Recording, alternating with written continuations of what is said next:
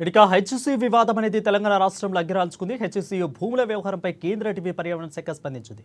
రాష్ట్ర అటవీ శాఖకు కేంద్ర పర్యావరణ శాఖ లేఖను రాసింది. హెచ్సిలో పర్యావరణ విఘాతానికి బాధ్యులైన వారిపై చర్యలు తీసుకోవాలని కోరింది.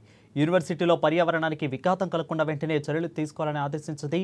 అక్కడ చెట్లు, జంతుజాలాలకి హాని కలగకుండా జాగ్రత్తలు తీసుకోవాలని రాష్ట్రానికి కేంద్ర అటవీ శాఖ సూచించింది. ఇక అదేవిధంగా నిజాలపై విచారణ సాగించి పూర్తి నివేదికను అందించాలని రాష్ట్ర అటవీ పర్యావరణ శాఖ ముఖ్య కార్యదర్శికి లేఖ ద్వారా పర్యావరణ శాఖ కోరింది.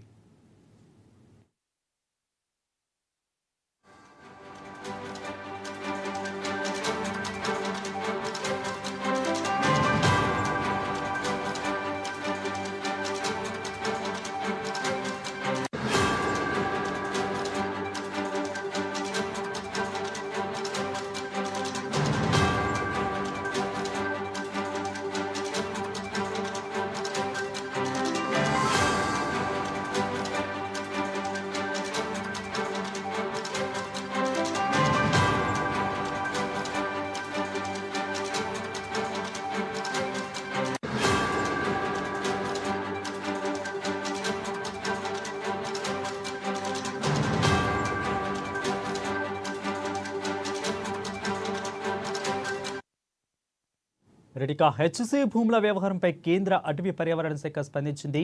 రాష్ట్ర అటవీ శాఖ కేంద్ర పర్యావరణ శాఖకు లేఖను రాసింది. ఇక హెచ్సియు పర్యావరణ విఘాతానికి బాధ్యులైన వారిపై చర్యలు తీసుకోవాలని కోరింది.